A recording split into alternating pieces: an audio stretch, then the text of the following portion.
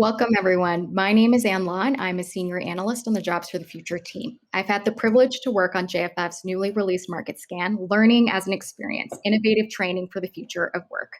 The scan features high-quality workforce education and training programs and was generously supported by Workday Foundation. You can find the scan on JFF's website at www.jff.org/learning-as-an-experience, all one word. To provide a little bit of a preview, in the scan, we explore new models that support lifelong learning that is key to helping workers develop the skills they need today and build quality careers that are sustaining for themselves, their families, and their communities. As an overarching theme, we wanted to surface solutions that see learning as an experience. We identified models that involve more than just consuming facts and completing exercises to earn a credential. We highlight innovative workforce training providers and programs who personalize learning, meeting the needs of both adult learners and employers, and leading to deeply internalized learning, durable skill development, and economic mobility. Building on these ideas, we're excited to host a conversation today where we'll talk about the role training providers can play for workers, learners, and employers. We'll explore what makes a program high quality and discuss innovations in the space. Erryvarakie, who is the Chief Philanthropy Officer at Workday, will guide us through this conversation with Steve Lee, Executive Director of the skillup Coalition, and Alex Hernandez, Dean at the University of Virginia School of Continuing and Professional Studies. We're so fortunate to have these experts and leaders share their insights with us today. And with that, I'll hand it over to Carrie to kick us off. Great. Thanks, Anne. Hi, everyone. I'm erryvarakie, Chief Philanthropy Officer at Workday. Workday is the cloud-based finance, HR, and planning system for a changing world. Workday's dedication to closing the opportunity gap for workers began about 7 years ago when we hosted our very first Opportunity On-Ramps candidate, a young adult from Year Up. As a company with deep expertise in human capital management, we knew we had an opportunity to work with partners like JFF to scale opportunities for employment and advancement that created economic mobility and equity in the talent ecosystem. In other words, we wanted to create opportunity for all workers to unleash their human potential.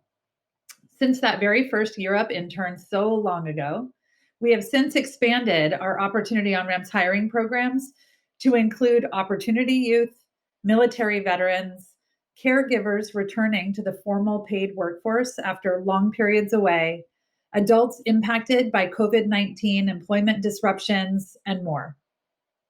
At Workday, employees are our number one core value, and we invest heavily in their learning and development. All of our Workday employees have opportunities to take classes through the Workday Learning Platform, access mentors, receive real-time feedback, and gain new skills through stretch assignments and short-term gigs that allow them to work on a variety of skills-based projects across teams. We have seen our degreed and non-degreed employees continuously advance at Workday, in part because of the new opportunities that they have to continuously grow and gain new skills. Skills are the new currency, so we all need to keep learning.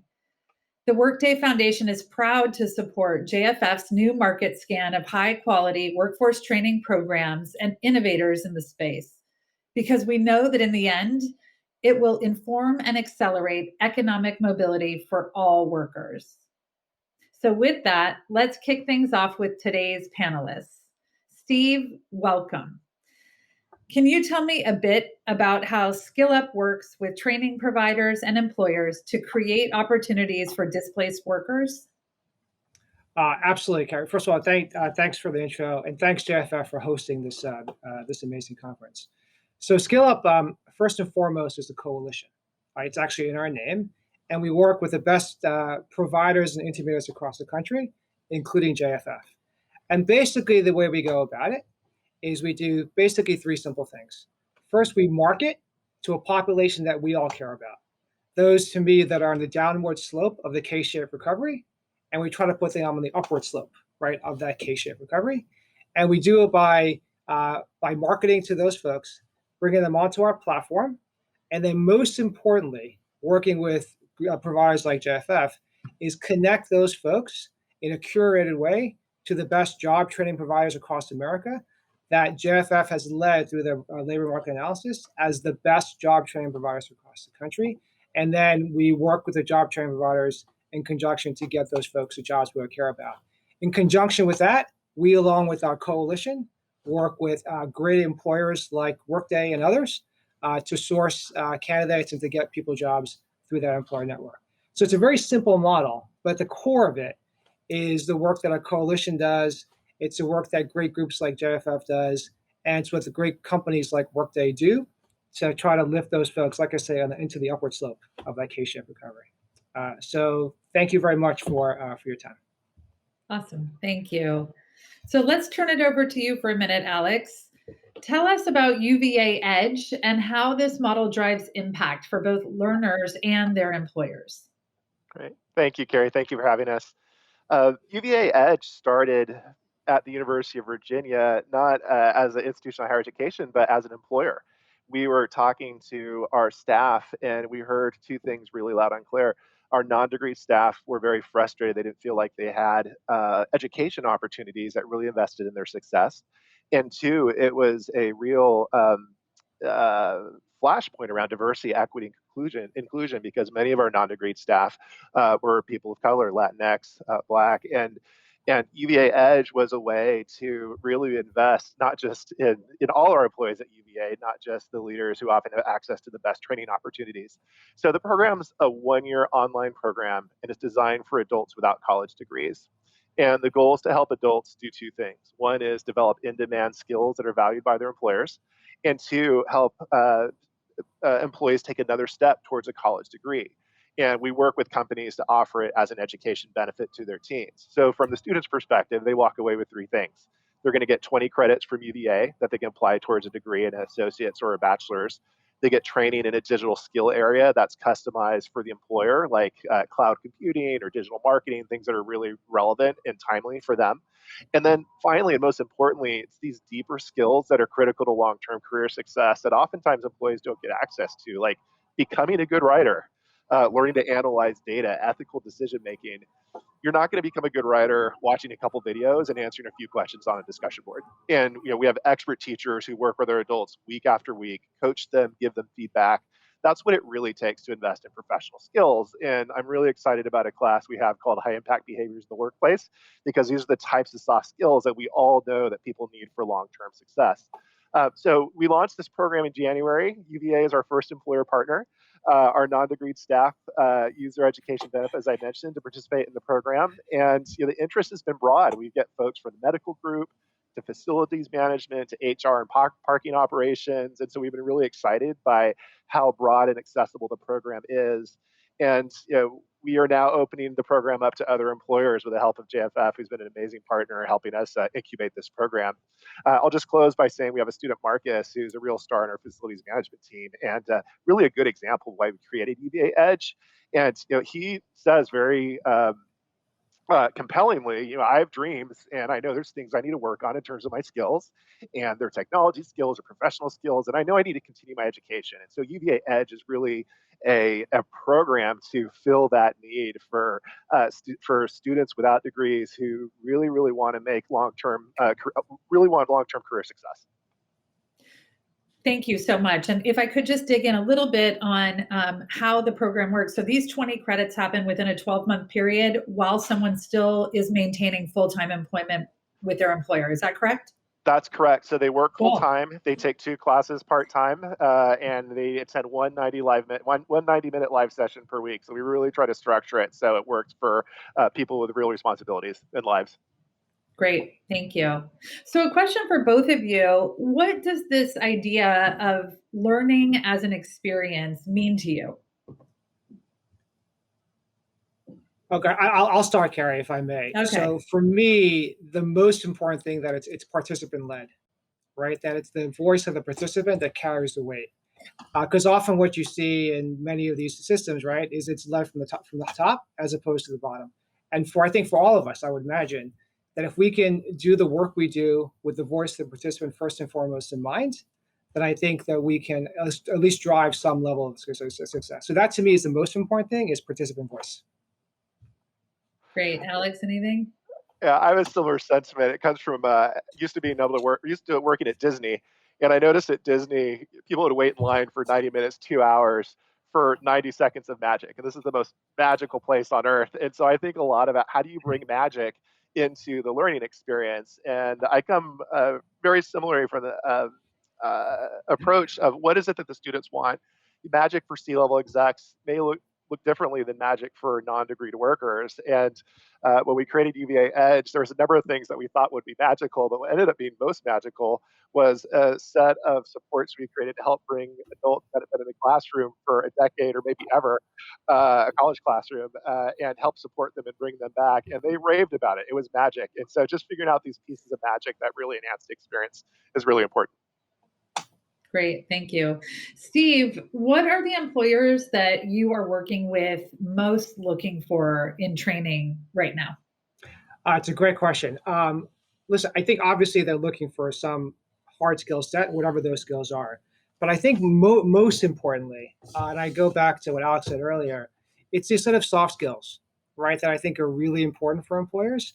The ability to be on time, right, to be disciplined in the work you do, to be able to work well with others. And these are not necessarily hard skills, but in the working environment that employers of the world that we live in now care about most is how you work with others, how you interact with others, and then how you learn sort of on the fly, if you will, sort of real-time learning is, I think, is what employers are looking for, because the next job is where the employers want these folks to go.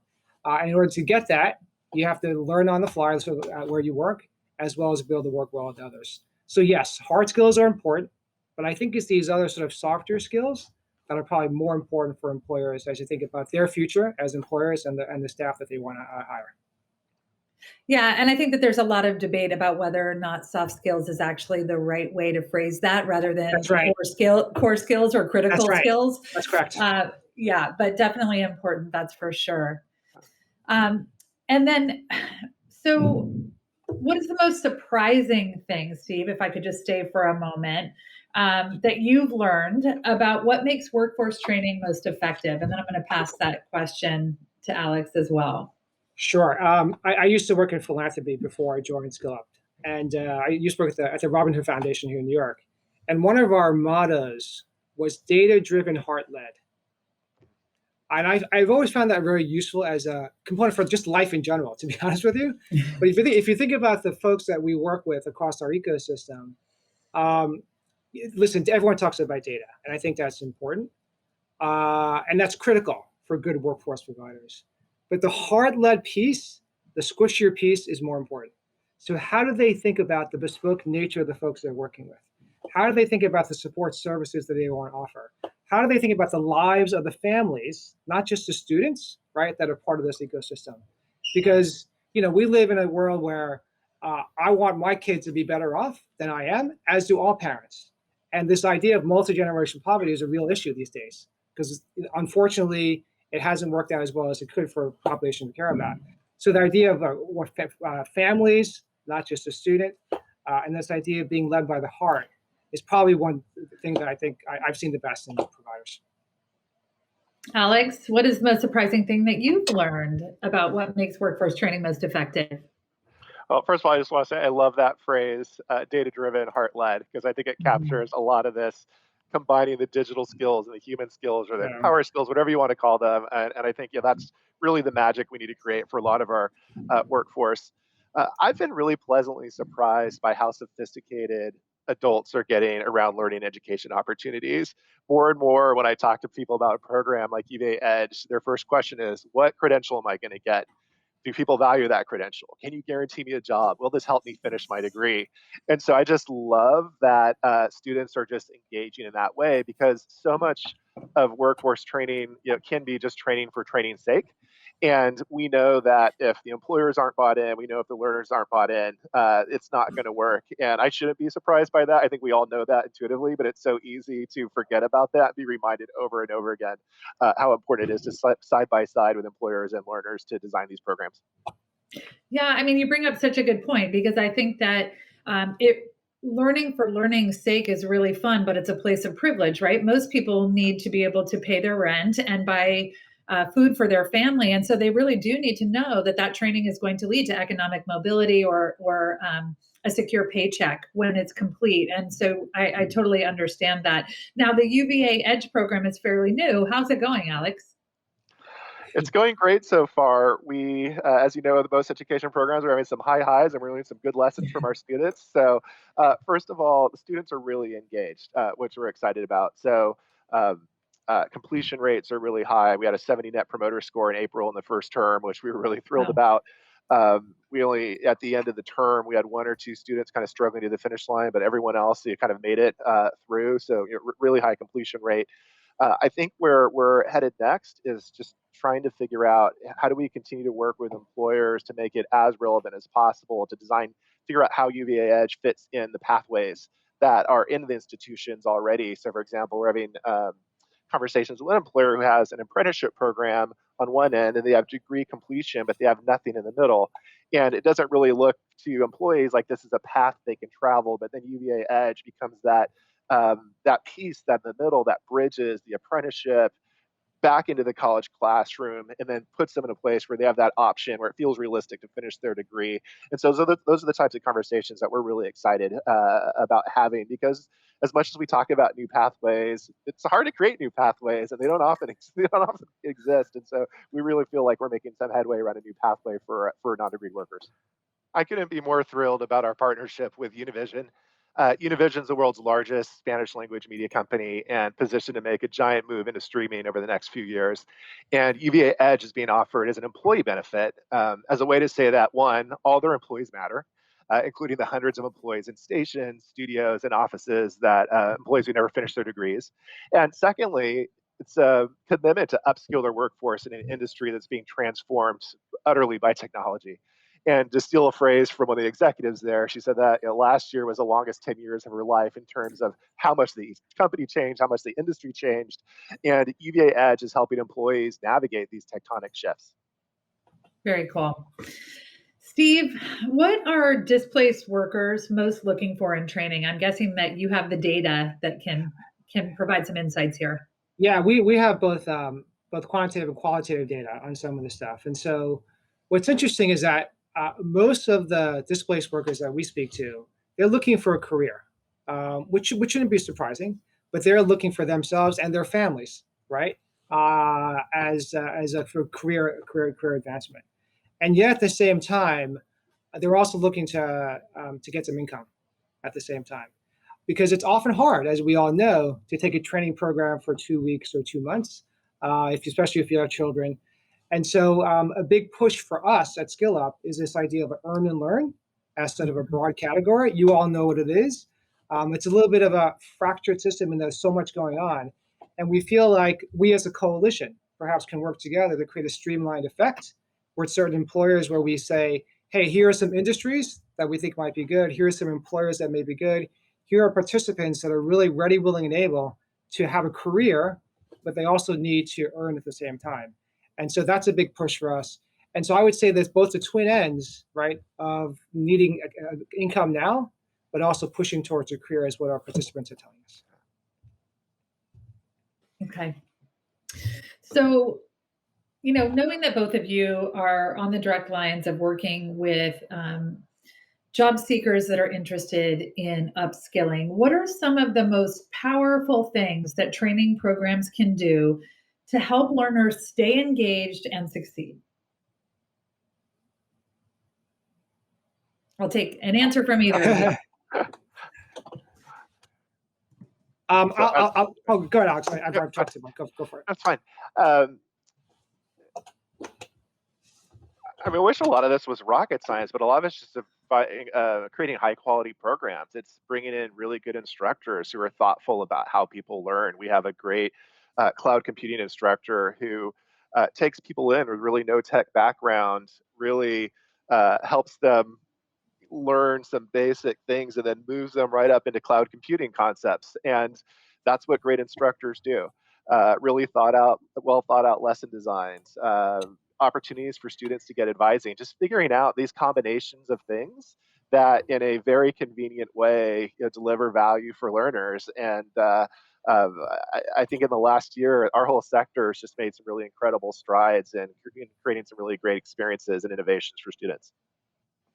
Yeah, I'll say three things, Carrie. So I think first, it's the people that are around you that matter a lot. And so, the word social capital has come about a lot in the past decade or so, right? But we have a coalition partner, Climb Higher, out of San Francisco, and we and they just released a paper on social capital.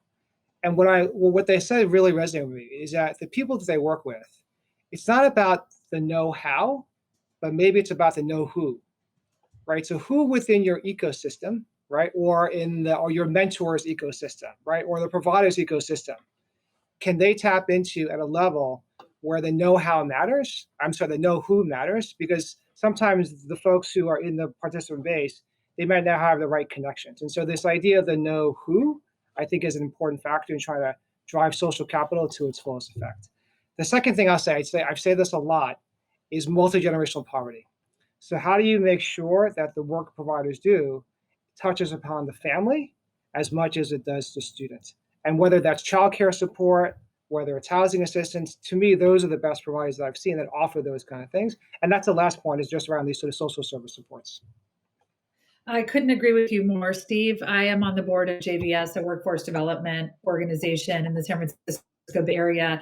And when the COVID pandemic caused the shutdown and we had an increase in demand for services, it wasn't just the training services that people needed. In order for them to complete the coursework, they needed help with childcare and they needed help with cash for food. I mean, it got down to the real basic necessities had to be met before they were able to make space for learning. So I totally agree with that. I also wonder, people learn in different ways. And I know that the market scan provides an overview of all of the different ways that people learn.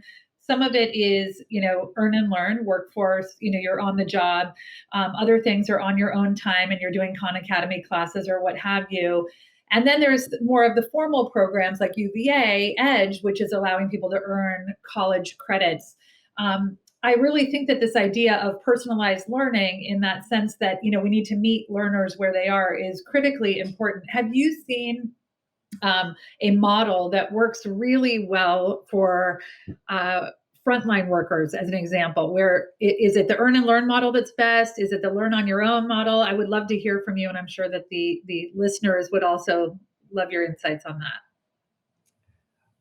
I'll start, which is, again, there's no one perfect model, as we all know. I would say that for most of the folks that we're trying to help, those who are earning under $40,000 without a college degree, this idea of tactility matters, right? That's the idea of having some connection, either in real time or close by, that can offer a guiding hand in some manner or form. And so, yes, self-assessment, I think, is great, but the success that we've seen with our providers are those who have a greater hand in the lives of the folks that we're trying to help as best as possible. And I'll just say one other thing. I'll stop and maybe say later. I'm sorry, Alex. No, please keep going. You're on a roll. No, I was just going to say, I was going to use an analogy in the K to 12, which I'm sure you guys know, which is the idea of blended learning. So you think about schools and how they teach. This idea of blended learning in the past 20 years has become interesting. And if there's a student who's pretty far ahead, you kind of leave it. But then if there are others who may need a little help, you teach them differently, all within the same class. And so I find that an interesting analog to how we think about the workforce space, because not everyone's in the same space. So blended workforce learning is something that might be interesting. Yeah, definitely. Alex, any thoughts? I've seen a lot of different training providers think about, we'll have a program of a certain length, but what are those milestones along the way where you're getting something really concrete and valuable out of it? So after month 3, maybe you get this introductory certification, and in month 9, you have an opportunity to get a job, and just giving people a sense of momentum. Because or as I know, having trying to go to the gym or do things where I have to keep a repeated schedule, it's hard to keep up with it, and you fall off and life happens. And just creating this sense of momentum and wins and progress and new opportunity, I think that's really, really important. And I'm seeing a lot more educators and workforce training programs think through about how to create that value for learners. Yeah. And Alex, I'm going to stay with you for a second. What would you encourage an employer who's thinking about offering education or training benefits to its employees? What would you encourage them to take into consideration as they're setting up a program? It's a great question. I would love for employers to think about all their employees, not just the leaders or certain populations that historically have gotten um, a lot of the resources that have been offered through employer benefit programs. And so I think programs like UVA Edge send a message that one, all workers matter and everyone's going to get access to a high quality education. I think two, we have employers who see it as a way to invest in diversity, equity, inclusion, because a lot of non-degreed workers are more diverse in the general worker population. And they see it as a way to invest in not just the digital skills that are table stakes in this economy. We all know it, everyone needs them, but also these core human skills that we really need for long-term success. And that's the place where I think there's just been a lot of inequity, as has been discussed in this conversation. Yeah, I agree. So, Steve, where do you see gaps in the market for innovative training programs? What is really needed? What should we be thinking about in the next 1 to 3 years? Oh gosh. So a lot of gaps. I think about data. We mentioned really data-driven, heart-led. So if you think about how we create scale in the ecosystem of providers, there are hundreds, thousands of providers across the country, right? Each of them do their own thing as it relates to collecting data, right? As philanthropy or as the ecosystem, how you collect that data at a level of scale, because we want to do this at scale, is difficult. And so in some ways, this idea of like data mapping, data infrastructure, data sharing, I think could be really interesting for the field as it relates to how do you capture the metrics that we all care about in a rich, robust, and scalable way. And then if you can get that data in that kind of scalable way, then you can start informing policy, right? Because at the end of the day, you need to prove something to inform policy to make actually real systemic change, which is where the federal government and governments have to come in. So that would be my thing around how we create some momentum around data and policy. I love that. Alex, anything you would add? I think it's well said. Okay.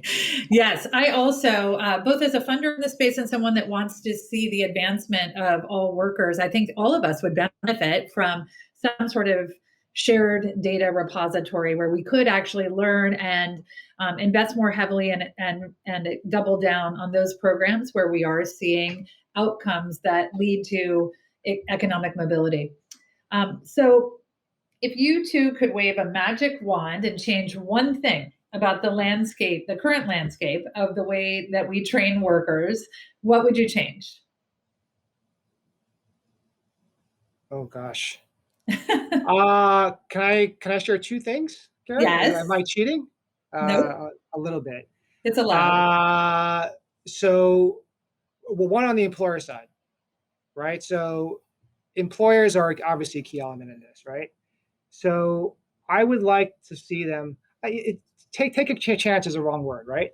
It's listen, the folks that we're trying to help, Opportunity Network has said by their research that these folks have skills and they have the abilities. So work with us, even if it's a pilot, if you need proof of success, just work with us to do what we all want to do. And if we can do that at some relative scale, I think we can change the landscape of how this country looks. And then the second thing very quickly is around narrative change. So I'm old enough to remember sort of this, the criminal justice world 30 years ago under Reagan, where the narrative was let's put him in jail. Fast forward to where you're now, the narrative has changed a little bit. It's things like alternatives to incarceration, right?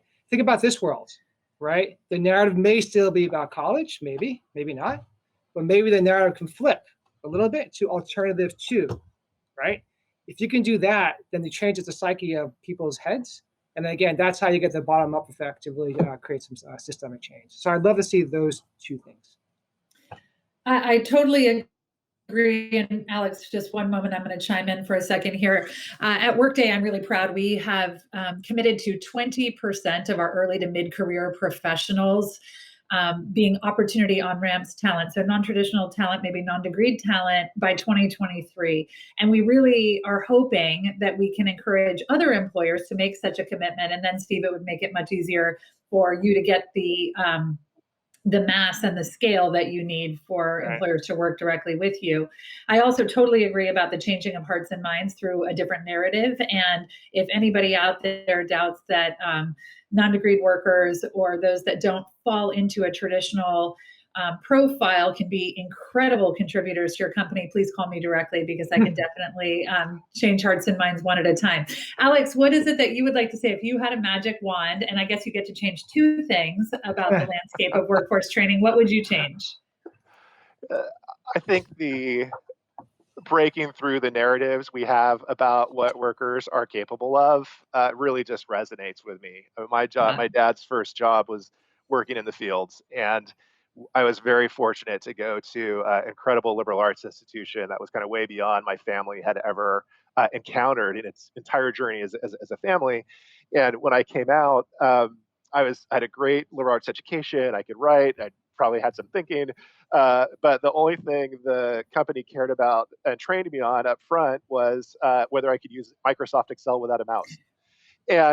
And both those things were super important. Like, I needed to know how to use Microsoft Excel in the world of finance in order to have a thriving career. But what took me further wasn't just that skill, and it was people who believed that I could make it along the way.